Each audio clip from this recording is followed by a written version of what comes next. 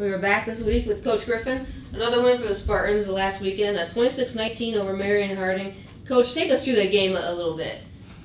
We actually, we had the kickoff, and we started off a little slow for the second week defensively.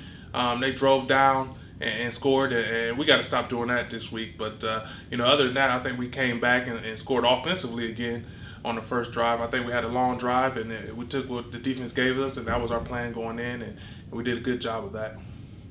Again, the defense did very well, and a couple good stands for them. Talk a little more specifically about those guys you had in your defense and some of those big plays you had.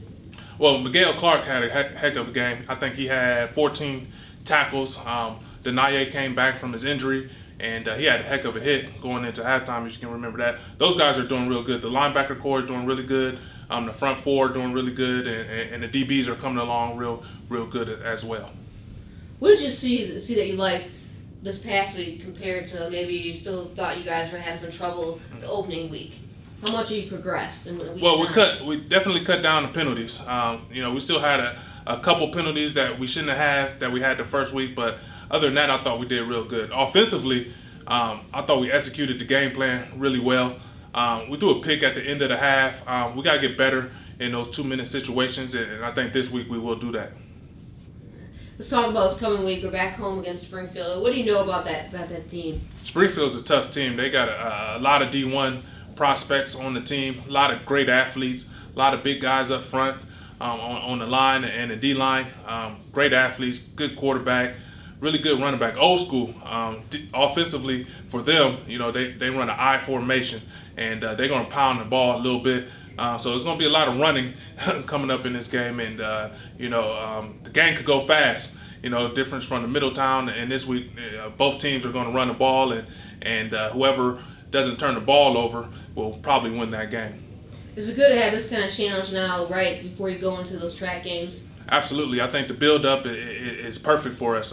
We're getting confident every week. The never giving in, never giving up attitude that we've had the first 2 weeks has come along. And to prepare for a team like this, I think with the teams ahead of the schedule will be great for us in the track schedule. We'll talk a little bit more about this next week, but when you look at the track, is it Central the team to beat this year again? What's it looking like?